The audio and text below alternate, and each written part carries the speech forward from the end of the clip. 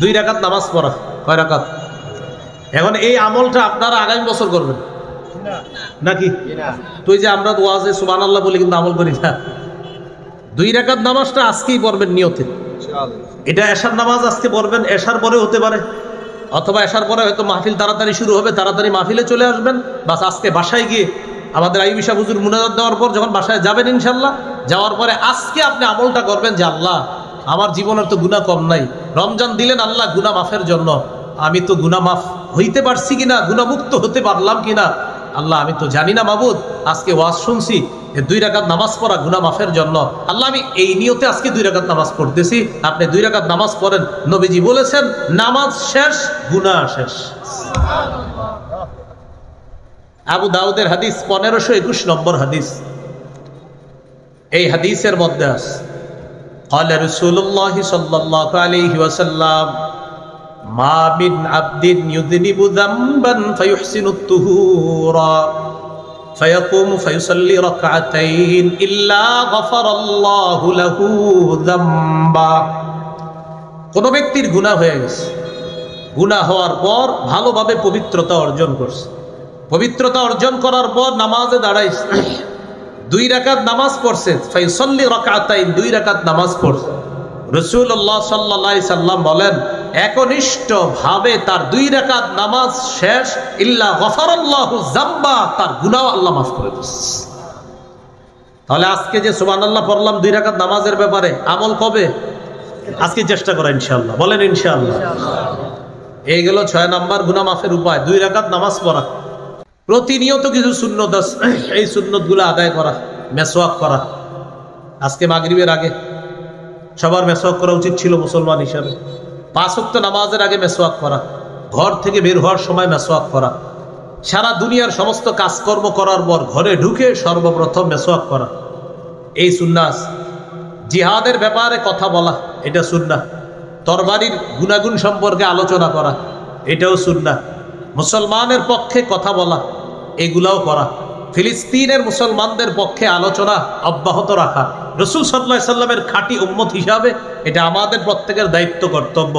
চায়ের স্টলে, চায়ের আড্ডায়, পার্সোনাল বৈঠকে, ব্যাপকভাবে সমাজের সবার সাথে যখন বৈঠকে বসি আমরা, খুসুসি বৈঠক আর সর্বসাধারণের বৈঠক, সেটা ঘরোয়া বৈঠক হোক, সেটা বাহিরের বৈঠক হোক, চায়ের আড্ডাখানা হোক, সেটা মসজিদে 2-4 জন মুসল্লিদের মধ্যে হোক, সেটা মসজিদের সামনে পুকুরের ঘাটের মধ্যে বসে হোক, ফিলিস্তিনের মুজাহিদদের পক্ষে আলোচনা সদা সর্বদা অব্যাহত রাখা। 2 বন্ধু যখন কথা বলবেন 5 মিনিট কথার 1 মিনিট বরাদ্দ রাখেন ফিলিস্তিনের জন্য, কথা বলতে হবে। ফিলিস্তিন এটা ইমানি ইস্যু, এটা জিয়ে রাখতে হবে। এই ইস্যু ভুলে যাওয়ার ইস্যু না, এটা সব সময় রাখতে হবে। চূড়ান্ত বিজয় না হওয়া পর্যন্ত ফিলিস্তিনের পক্ষে মুসলমানদের কথা থামবে না, থামতে পারে না, থামানো উচিত না। তো আল্লাহ রসুলের খাঁটি উম্মত, ওই যে মেসওয়াক করছেন, এটাও খাঁটি উম্মতের পরিচয়। আবার আপনি আত্মীয় স্বজনের হক আদায় করছেন, এটাও খাঁটি উম্মতের পরিচয়। আবার আমার মাজলুম মুসলমান ভাই, ফিলিস্তিনের নির্যাতিত নারী, শিশু আর মুজাহিদদের পক্ষে আপনি কথা বললেন, এটা আল্লাহ রসুলের খাঁটি উম্মত হিসাবে আমাদের দায়িত্ব, কর্তব্য, তথা আমাদের জীবনের প্রতিটা ক্ষেত্রে আল্লাহ রসুলের আদর্শ বাস্তবায়নের মাধ্যমে রসুল সাল্লাল্লাহু আলাইহি সাল্লামের আনুগত্য করার চেষ্টা সদা সর্বদা অব্যাহত রাখবো।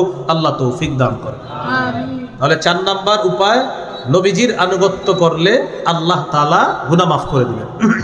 কাছে বারবার ক্ষমা চাওয়া, গুনাহ মাফের 4 নাম্বার উপায়। রাসূলুল্লাহ সাল্লাল্লাহু আলাইহি সাল্লামের আনুগত্য করা। সূরা আলী ইমরানের 31 নম্বর আয়াতে আল্লাহ বলেন, কুল ইন কুনতুম তুহিব্বুনাল্লাহ ফাত্তাবিউনি ইউহিব্বুকুমুল্লাহ ওয়া ইয়াগফির লাকুম যুনুবাকুম ওয়াল্লাহু গফুরুর রহিম। নবী আপনি বলেন, যদি তোমরা আল্লাহকে ভালোবাসো, আল্লাহকে ভালোবাসতে চাই সবাই, ফাত্তাবিউনি, তাহলে আমি নবীর অনুসরণ করো। আমরা যারা আল্লাহকে ভালোবাসতে চাই, আল্লাহ বলেন নবী আপনি বলে দেন তারা যেন আপনার অনুসরণ করে। ইউহিব্বুকুমুল্লাহ, আপনাকে যদি আপনার উম্মত অনুসরণ করে, এদেরকে বলে দেন ইউহিব্বুকুমুল্লাহ, আল্লাহ তোমাদেরকে ভালোবাসবেন। ওয়া ইয়াগফির লাকুম যুনুবাকুম, তোমাদের গুনাহসমূহ আল্লাহ ক্ষমা করে দিবেন। এখন রাসূলুল্লাহ সাল্লাল্লাহু আলাইহি সাল্লাম কি দুনিয়াতে আছেন? নাই। তাহলে নবীজিকে আনুগত্য করব কিভাবে? রাসূলুল্লাহ সাল্লাল্লাহু আলাইহি সাল্লামের সুন্নাহ অনুসরণ করা, নবীজি সাল্লাল্লাহু আলাইহি সাল্লামের সুন্নাহ আমাদের জীবনে বাস্তবায়ন করা। আমরা এইভাবে আল্লাহ রাসূলের আনুগত্য করব। আল্লাহ তৌফিক দান করেন। প্রতিনিয়ত কিছু সুন্নত আছে, এই সুন্নতগুলো আদায় করা। মেসওয়াক করা, আজকে মাগরিবের আগে সবার মেসওয়াক করা উচিত ছিল মুসলমান হিসাবে। 5 ওয়াক্ত নামাজের আগে মেসওয়াক করা, ঘর থেকে বের হওয়ার সময় মেসওয়াক করা, সারা দুনিয়ার সমস্ত কাজকর্ম করার পর ঘরে ঢুকে সর্বপ্রথম মেসওয়াক করা, এই সুন্নাহ আছে। জিহাদের ব্যাপারে কথা বলা, এটা সুন্নাহ। তরবারির গুণাগুণ সম্পর্কে আলোচনা করা, এটাও সুন্নাহ। মুসলমানের পক্ষে কথা বলা, এগুলাও করা।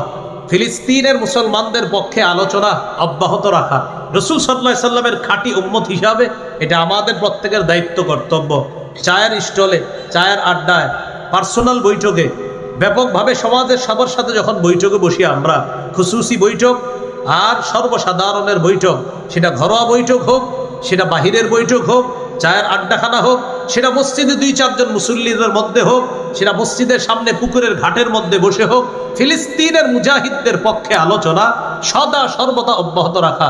2 বন্ধু যখন কথা বলবেন, 5 মিনিট কথার 1 মিনিট বরাদ্দ রাখেন ফিলিস্তিনের জন্য, কথা বলতে হবে। ফিলিস্তিন এটা ইমানি ইস্যু, এটা জিয়ে রাখতে হবে। এই ইস্যু ভুলে যাওয়ার ইস্যু না, এটা সব সময় রাখতে হবে। চূড়ান্ত বিজয় না হওয়া পর্যন্ত ফিলিস্তিনের পক্ষে মুসলমানদের কথা থামবে না, থামতে পারে না, থামানো উচিত না। তো আল্লাহ রাসূলের খাঁটি উম্মত, ওই যে মেসওয়াক করছেন, এটাও খাঁটি উম্মতের পরিচয়।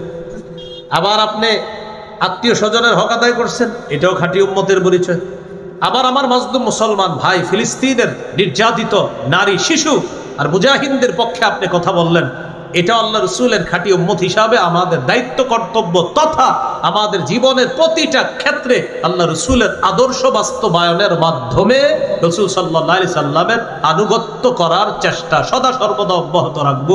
আল্লাহ তৌফিক দান করেন। তাহলে 4 নাম্বার উপায়, নবীজির আনুগত্য করলে আল্লাহ তাআলা গুনাহ মাফ করে দিবেন। 5 নাম্বার, আজান দেওয়া। কি দেওয়া?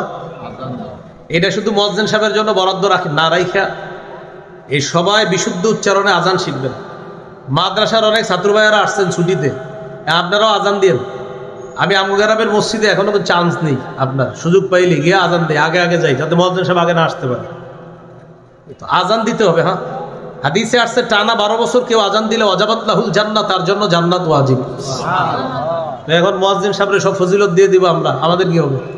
এজন্য আমরা সবাই মুয়াজ্জিন হতে হবে ইনশাআল্লাহ। তো 5 নাম্বার উপায় গুনাহ মাফের, আজান দেওয়া। আবু দাউদের হাদিস, 515 নম্বর হাদিস। قال رسول الله صلى الله عليه وسلم المؤذن يغفر له مدى صوته ويشهد له كل رطب ويابس। মুয়াজ্জিন সাহেবের আজানের আওয়াজ যেই পরিমাণ যায়, এই পরিমাণ দূরত্ব পর্যন্ত তার গুনাহসমূহ ক্ষমা করে দেওয়া হয়। উদ্দেশ্য হলো আপনার মানে দূরত্বের মিটার যত বেশি, তার গুনাহ মাফ করাটাও আল্লাহ তাআলা তত বেশি তার গুনাহ মাফ করে। তাহলে 5 নাম্বার, আজান দেওয়া।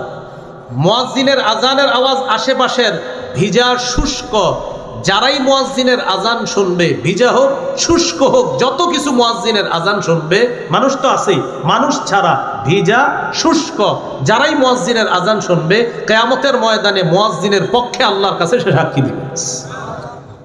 তো আজান দিব তো ইনশাআল্লাহ সবাই, সবাই ইমাম সাহেবও আজান দিব, খতিব সাহেবও আজান দিব, মুয়াদ্দিন সাহেবও আজান দিব, ছাত্র ভাইরা আজান দিব, মুরব্বী আজান দিব, ছোট বড় সকলে ইনশাআল্লাহ বিশুদ্ধ উচ্চারণে আজান শিখে আজানের মাধ্যমে আমাদের গুনাহগুলা মাফ করার চেষ্টা করব। আল্লাহ তৌফিক দান করুন। তাহলে 5 নাম্বার আজান দেওয়া। গুনাহ মাফের 6 নাম্বার উপায়, 2 রাকাত নামাজ পড়া। কয় রাকাত? এখন এই আমলটা আপনারা আগামী বছর করবেন নাকি? তুই যে আমরা ওয়াজে সুবহানাল্লাহ বলি কিন্তু আমল করি না। 2 রাকাত নামাজটা আজকেই পড়বেন নিয়তে। এটা এশার নামাজ আজকে পড়বেন, এশার পরে হতে পারে, অথবা এশার পরে হয়তো মাহফিল তাড়াতাড়ি শুরু হবে, তাড়াতাড়ি মাহফিলে চলে আসবেন।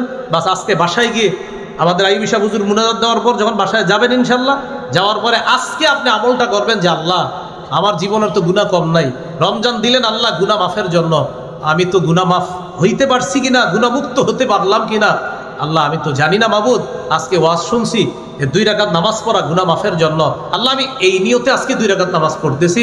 আপনি 2 রাকাত নামাজ পড়েন, নবীজি বলেছেন নামাজ শেষ গুনাহ শেষ। আবু দাউদের হাদিস 1521 নম্বর হাদিস।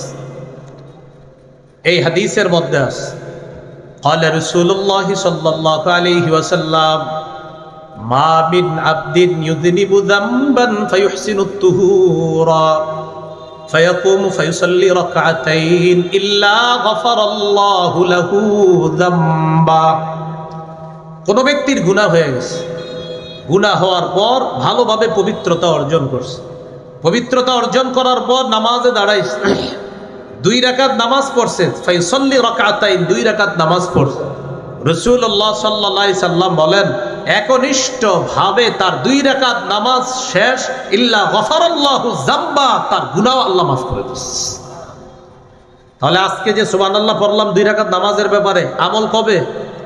আজকে চেষ্টা করা ইনশাআল্লাহ, বলেন ইনশাআল্লাহ। এই গেল 6 নাম্বার গুনাহ মাফের উপায়, 2 রাকাত নামাজ পড়া। 7 নাম্বার উপায় 5 ওয়াক্ত ফরজ নামাজ নিয়মিত পড়া, 5 ওয়াক্ত ফরজ নামাজ নিয়মিত পড়া। সহিহ বুখারীর বর্ণনা 526 নম্বর হাদিস। এক ব্যক্তি রাসূলুল্লাহ সাল্লাল্লাহু আলাইহি সাল্লামের কাছে আসছে, আসার পর নবীজিরে একটা গুনাহের ব্যাপারে বলছে, হুজুর আমার এই সমস্যা।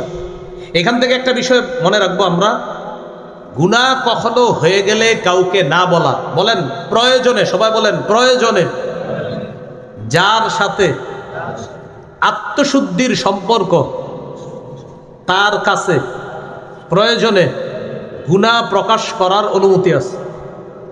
গুনাহ প্রকাশ করব না, প্রথম কথা হলো গুনাহ প্রকাশ করব না। তো যার সাথে আপনার ইসলাহি সম্পর্ক, আত্মশুদ্ধির সম্পর্ক, শুধু তাকে পার্সোনাল বলতে পারবেন, সবাইকে না, এলাকায় বলে বেড়াবেন না। বুখারীর বর্ণনায় আসছে কুল্লু উম্মতি মুআফা ইল্লাল মুজাহিরিনা, আমার উম্মতের সকলকে আল্লাহ মাফ করে দিবে, শুধু তাদেরকে মাফ করবে না যারা গুনাহ প্রকাশ করে, যারা গুনাহ কি করে দেয়? প্রকাশ করে দেয়। তো নবীজি বলেন গুনাহ কিভাবে প্রকাশ করে?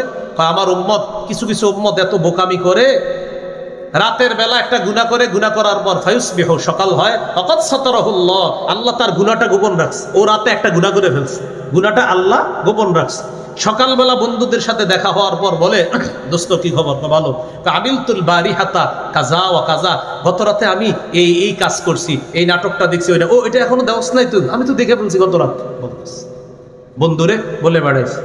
তো নবীজি বলেন এক ব্যক্তি রাতে পাপ করছে, তার পাপ আল্লাহ গোপন রেখেছিলেন, পাপের উপর আল্লাহ পর্দা ফেলে দিয়েছিলেন, কিন্তু সে সকালবেলা অন্যদের সাথে বলে বেড়ায়। নবীজি বলেন আমার উম্মতের সকলকে মাফ করবে আল্লাহ, ওকে মাফ করবে না, ওই যে এইভাবে সবার কাছে গুনাহ বলে বেড়ায়। তবে এখানে আরেকটা মাসালা মনে রাখা, প্রয়োজনে যেই গুনাহ আমি ছাড়তে পারি না, আমার ওই গুনাহের কথাটা যার সাথে আমার আত্মশুদ্ধির সম্পর্ক, তাকে বলা যাবে প্রয়োজনে, সকলের কাছে বলে বেড়ানো যাবে না। বলা যে যাবে এটার দলিল কি? এই যে এক ব্যক্তি এসে নবীর কাছে গুনাহ প্রকাশ করছে, এক ব্যক্তি এসে গুনাহ প্রকাশ করছে। আরেকটা বর্ণনা আব্দুল্লাহ ইবনে ওমর রাদিয়াল্লাহু তাআলা আনহুমার কাছে এক ব্যক্তি এসে বলতেছে, হুজুর আমি শেষ। কই কি হইছে তোমার? আমি তো ভয়ঙ্কর গুনাহ করে ফেলছি। কই কি করছ? কই এটা করছি। আব্দুল্লাহ ইবনে ওমর রাদিয়াল্লাহু তাআলা আনহুমা বললেন, ও আচ্ছা আচ্ছা, তোমার মা আছে জীবিত? কই জি আছে। যাও মায়ের সেবা করো, তুমি যেই গুনাহ করছো মায়ের সেবা করলে এটা মাফ হয়ে যাবে। সুবহানাল্লাহ। তাহলে কি শিখলাম? গুনাহ সবার কাছে বলা যাবে না, শুধুমাত্র আমি যার সাথে আত্মশুদ্ধির সম্পর্ক রাখি, যার মাধ্যমে আমি আমার গুনাহ থেকে পবিত্র হওয়ার জন্য একজন উস্তাদ মানি যাকে, তার কাছে এটা পার্সোনাল বলা যাবে, সবার কাছে এটা বলে বেড়ানো যাবে না। আমরা মূল আলোচনায় চলে আসি। গুনাহ মাফের 7 নাম্বার উপায় 5 ওয়াক্ত ফরজ নামাজ পড়া। এক ব্যক্তি রাসূল সাল্লাল্লাহু আলাইহি সাল্লামের কাছে এসে বলে দিলেন যে আমার এই পাপ হয়ে গেছে। তো রাসূলুল্লাহ সাল্লাল্লাহু আলাইহি সাল্লামের কাছে এটা বলার পর আল্লাহ তাআলা সূরা হুদের এক আয়াত নাযিল করে দিলেন। আল্লাহ বলেন, ওয়া আকিমিস সালাতা তারাফাইন নাহারি ওয়া যুলাফাম মিনাল লাইল ইন্নাল হাসানাতি ইউযহিবনাস সাইয়্যাত। আল্লাহ তাআলা জানায় দিলেন, ওয়া আকিমিস সালাতা তারাফাইন নাহারি ওয়া যুলাফাম মিনাল লাইল। তুমি নামাজ কায়েম করো দিনের দুই অংশে এবং রাতের কিছু অংশ। ইন্নাল হাসানাতি ইউযহিবুনাস সাইয়্যাত, নিশ্চয়ই পুণ্যের কাজ পাপের কাজকে মিটিয়ে দেয়। নিশ্চয়ই পুণ্য পাপের কাজকে মিটিয়ে দেয়। নামাজ একটা পুণ্যের কাজ। এটা এমন একটা ইবাদত, আপনার যে সাহাবী আপনার কাছে এখন সমস্যা নিয়ে আসছে, সে নামাজ পড়লে আমি আল্লাহ এই সমস্যার সমাধান করে দেব। তাহলে কি শিখলাম? এক ব্যক্তি নবীর কাছে এসে বললেন পাপের কথা, আল্লাহ কোরআনের আয়াত নাজিল করে বললেন নামাজ পড়তে বলেন, 5 ওয়াক্ত নামাজ পড়লে আমি আল্লাহ এই পাপ মাফ করে দিই। এগুলো 7 নাম্বার উপায়। 8 নাম্বার, জামাতের সাথে নামাজ পড়া। আমি আবার বলছি 5, 6, 7, 8টা ভালো করে মনে রাখবেন। 5 আজান দেওয়া, 6 নাম্বার 2 রাকাত নামাজ পড়া, 7 নাম্বার 5 ওয়াক্ত নামাজ পড়া, 8 নাম্বার জামাতের সাথে নামাজ পড়া। সহিহ মুসলিমের বর্ণনা, এক ব্যক্তি রাসূল সাল্লাল্লাহু আলাইহি সাল্লামের কাছে আসলেন। আসার পর বললেন, আকিম আলাইয়া হাদ্দান, হুজুর তাড়াতাড়ি আমার উপর বিচার কার্য প্রয়োগ করেন আপনি। কেন, কি হয়েছে তোমার? হুজুর আমি তো শেষ, আমার এই অপরাধ হয়ে গেছে, আপনি আমাকে বিচার করেন তাড়াতাড়ি। এই কথা শোনার পর রাসূলুল্লাহ সাল্লাল্লাহু আলাইহি সাল্লাম বললেন, তুমি এই পাপ করছো, তাহলে এখন কি করা? হুজুর তাড়াতাড়ি আমাকে পবিত্র করেন। আপনি কি করবেন আমি জানি না, আমাকে আপনি পবিত্র করার ব্যবস্থা করেন। তাহলে পেরেশান, গুনাহ হয়ে গেছে। নবীজিকে বলতেছে শাস্তির মাধ্যমে যেভাবে পারেন আমাকে আপনি তাড়াতাড়ি পবিত্র করেন। ইতিমধ্যে জামাতের সময় হয়ে গেছে। রাসূলুল্লাহ সাল্লাল্লাহু আলাইহি সাল্লাম জামাতে দাঁড়াইলেন, নামাজ পড়লেন। নামাজ শেষ করার পর নবীজি সাল্লাল্লাহু আলাইহি সাল্লামের সামনে যিনি আসলেন নামাজের আগে, ওই ব্যক্তি বলতেছে, হুজুর আমার সমস্যাটা। তো নবীজি বললেন, ও আচ্ছা আচ্ছা, তুমি যেই সমস্যা নিয়ে আসছো আমাদের সাথে কি জামাতে শরীক হয়েছিল? হাদারতাস সালাতা মা'না, আমাদের সাথে কি জামাতে নামাজ পড়ছো? তিনি বললেন, জি হুজুর জামাতে নামাজ পড়ছি। নবীজি বললেন, তুমি যেই পাপের কথা আমার কাছে বলেছো, জামাতে নামাজ পড়ার সাথে সাথে এই পাপ আল্লাহ মাফ করবে। মনে থাকবেন ইনশাআল্লাহ। এলো 8 নাম্বার উপায়। 9 নাম্বার, কোথাও পাপ হয়ে গেলে সাথে সাথে একটা ভালো কাজ করা। আমি বাংলাটা আবার বলছি, বলেন কোথাও, বলেন পাপ হয়ে গেলে। আমি কি বলছি পাপ করে ফেললে না পাপ হয়ে গেলে? সাথে সাথে একটা ভালো কাজ করা। কারণ এটা বলার পরে অনেকেই জায়গায় আছে, অনেক আপনার চালাক, বলবে কি যাক আজকে থেকে খালি পাপ করবো আর ভালো কাজ করবো, এরকম এক বিষয়।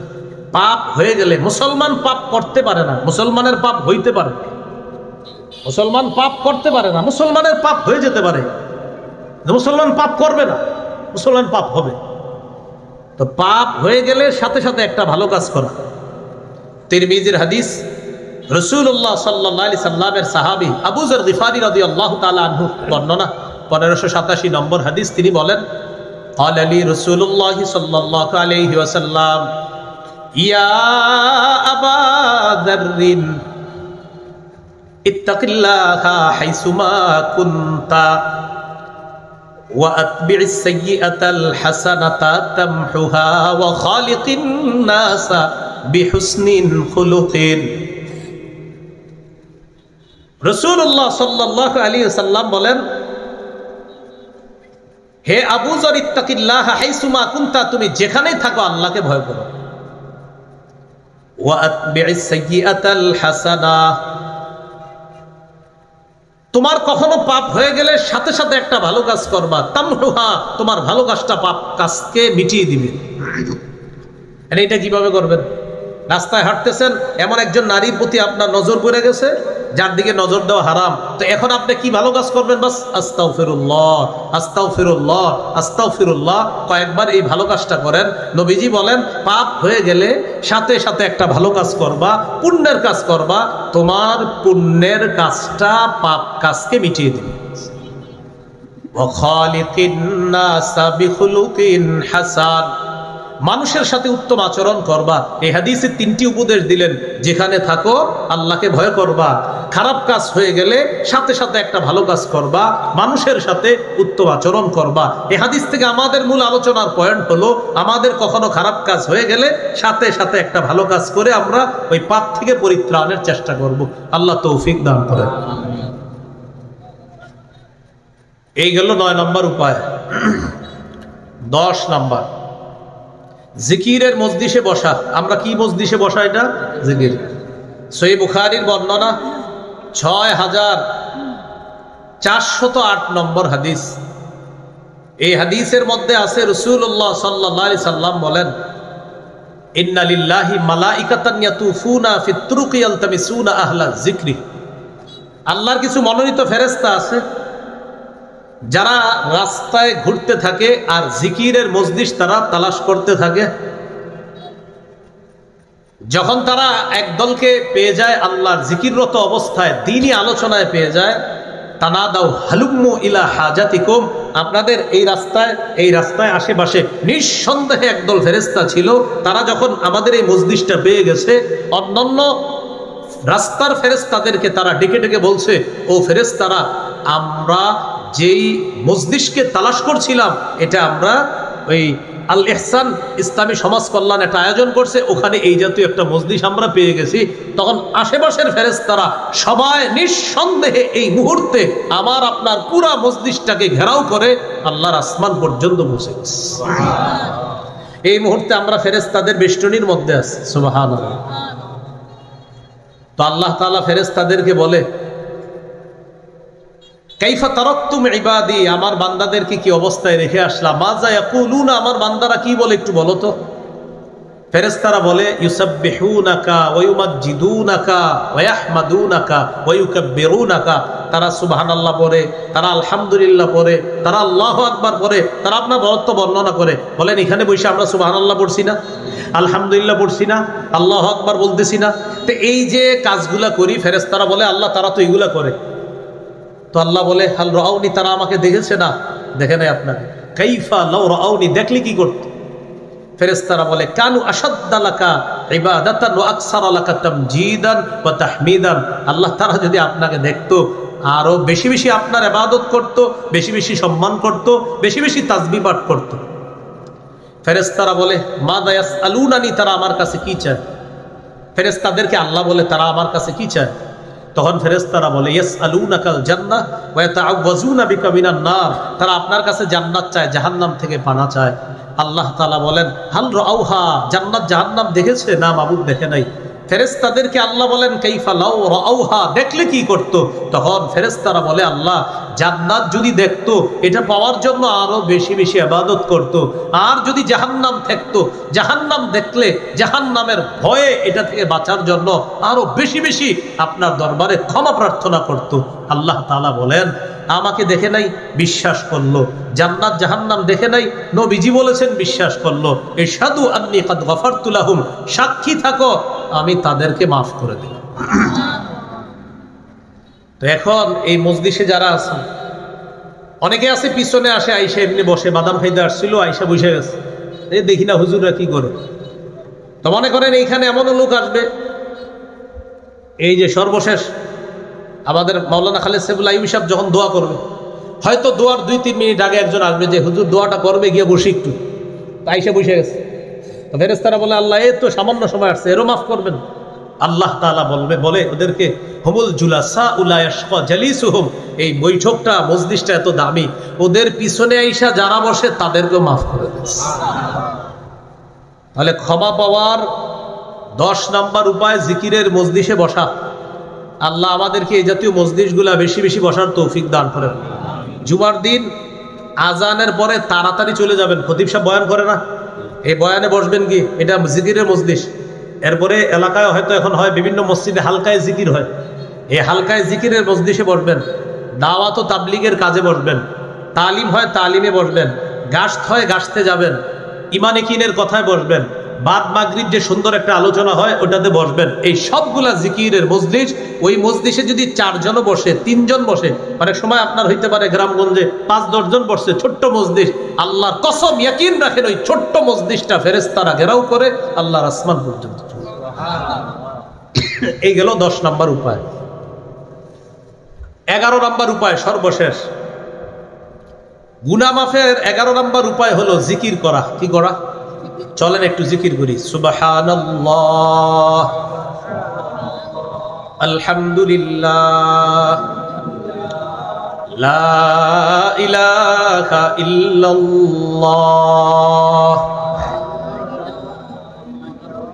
আল্লাহু আকবার। বলেন আল্লাহর কাছে চারটি বাক্য সবচেয়ে পছন্দের। সুবহানাল্লাহ, আলহামদুলিল্লাহ, লা ইলাহা ইল্লাল্লাহ, আল্লাহু আকবার। এবার বলেন সবচেয়ে শ্রেষ্ঠ জিকির হলো লা ইলাহা ইল্লাল্লাহ। তাহলে সবচেয়ে পছন্দের বাক্য চারটা, সুবহানাল্লাহ, আলহামদুলিল্লাহ, লা ইলাহা ইল্লাল্লাহ, আল্লাহু আকবার।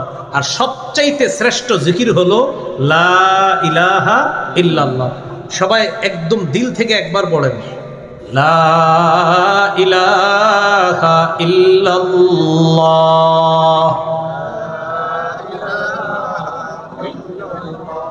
পড়ছেন নি?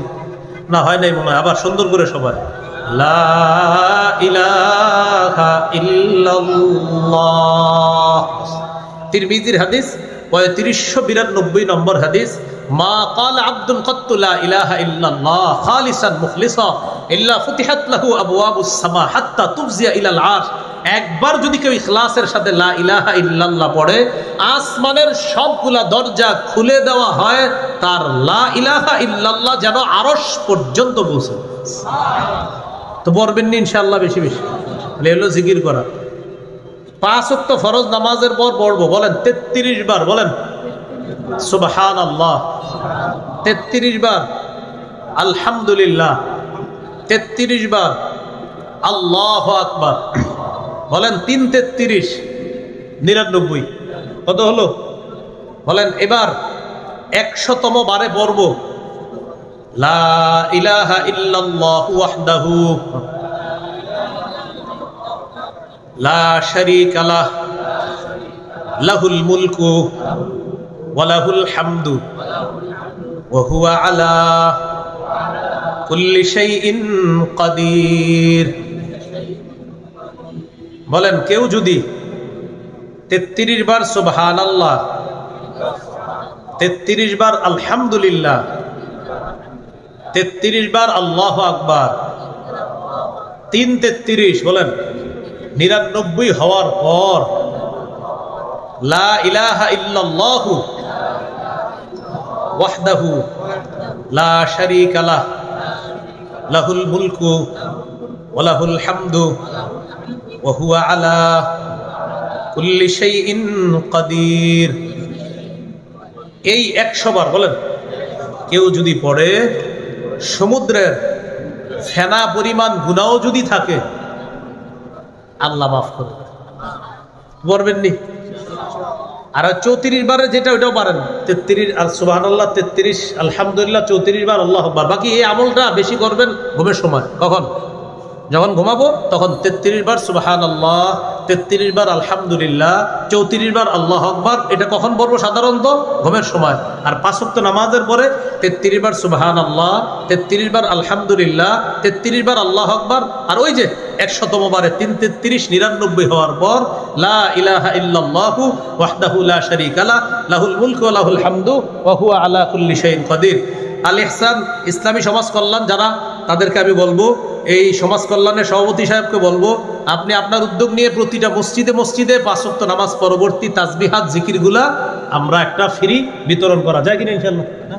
তাহলে আল ইহসান ইসলামী সমাজ কল্যাণের তাদের কাছে আমার অনুরোধ থাকবে, এটা এই এলাকার প্রতিটা মসজিদে মসজিদে 5 ওয়াক্ত নামাজ পরবর্তী যে জিকিরগুলো আছে, তাসবিহগুলো আছে, আমরা একটা সুন্দর ব্যানারের মতো বানিয়ে এটা আমরা প্রত্যেকটা মসজিদে হাদিয়া দিয়ে দেব ইনশাআল্লাহ। প্রয়োজনে উজানি মাদ্রাসার মুহাদ্দিস সাহেবদের সাথে একটু বসে নেবেন, বসে জিকিরগুলোর সুন্দর একটা চার্ট নিয়ে আমরা সুন্দরভাবে টানিয়ে দেওয়ার চেষ্টা করব। আল্লাহ এই খেদমতটা যেন এই পরিষদে যারা আছেন খুব দ্রুত যেন এই খেদমতটা আপনারা বাস্তবায়ন করতে পারেন, আল্লাহ তৌফিক দান করেন। তাহলে এই হলো 11 জিকির করা। এইভাবে আমরা গুনাহ থেকে মুক্ত থাকবো ইনশাআল্লাহ। সর্বশেষ আপনাদের কাছে কয়েকটা কথা। 1 নাম্বার, সবাই বলি একসাথে, বলেন আজকে গোপন পাপ, প্রকাশ্য পাপ এই মুহূর্তে ছেড়ে দিলাম। নতুন করে পাপের কাছেও যাব না। পাপ কারো কাছে প্রকাশ করব না, পাপকে পাহাড়ের মতো মনে করব। চারটা কথা আমি বলি, এবার আপনারা শুনেন। 1 নাম্বার, আজকে এই মুহূর্তে প্রকাশ্য পাপ গোপন পাপ ছেড়ে দিব। 2 নাম্বার, নতুন করে প্রকাশ্য পাপ গোপন পাপের কাছে যাব না। 3 নাম্বার, পাপকে কারো কাছে প্রকাশ করব না। হ্যাঁ, একান্ত যদি প্রকাশ করতে হয়, ওই যে বলেছিলাম, আমার যার সাথে ভালো সম্পর্ক কোনো আলেম, তাকে আমি জানাতে পারবো এটা থেকে বাঁচার জন্য। 4 নাম্বার, যে কোনো ছোট থেকে ছোট পাপকে আমরা পাহাড়ের মতো মনে করব। আল্লাহ তাআলা এই আয়োজনটি কবুল করেন। নামাজের পর থেকে ইনশাল্লাহ, একদম নামাজের সাথে সাথে ইনশাল্লাহ আমাদের দাওয়াতি মেহমান যারা আছে তারা বসে যাবেন। ইতিমধ্যে অনেকে চলে আসছে। সুসংবাদ হলো, হযরত মাওলানা খালেদ সাইফুল্লাহ আইয়ুবী দামাত বরকাতুহুম চলে এসেছেন, আলহামদুলিল্লাহ। মাওলানা শেখ হাসান জামিল সাহেব হুজুরও চলে এসেছেন, বলেন আলহামদুলিল্লাহ। তাহলে বাদ এসা হজরতের বয়ান, এর মানে হজরত তো উপস্থিত, তো তাড়াতাড়ি বয়ান শুরু হয়ে যাবে। আল্লাহ তৌফিক দাও। আচ্ছা, মিম্বরের আমানত আমার একটা সংকলন। আজকের আলোচনাটা পাবেন হলো 9 নম্বর খণ্ডের সর্বশেষ আলোচনা। আজকের যে আলোচনাটা এটাও পাবেন মিম্বরের আমানতের 9 নম্বর খণ্ডের শেষ আলোচনাটা। এই আজকের পুরো আলোচনাটা পাবেন। 1 থেকে 10 খণ্ড আছে, যাদের প্রয়োজন হয় আমি গাড়িতে যাওয়া পর্যন্ত যদি নিতে পারেন, তাহলে যতটুকু সময় আছে এর মধ্যে সংগ্রহ করে নেবেন। 1 থেকে 10 খণ্ড চেষ্টা করবেন প্রতিটা খণ্ড নেওয়ার জন্য। প্রথম খণ্ড সন্তানের 64টা অধিকার, জামাই কুকুরে মুখস্থ করে ফেলবেন। দ্বিতীয় খণ্ড শিরিক বেদাত। তৃতীয় খণ্ড হালাল হারাম। চতুর্থ খণ্ড স্বামী স্ত্রীর অধিকার। পঞ্চম খণ্ড লা ইলাহা ইল্লাল্লাহর ব্যাখ্যা। ষষ্ঠ খণ্ড নামাজ। সপ্তম খণ্ড, অষ্টম খণ্ড মাসালা। নবম খণ্ড হলো রমজান। আর 10ম খণ্ড ওই হজ কোরবানি। 10ম খণ্ড। আসসালামু আলাইকুম।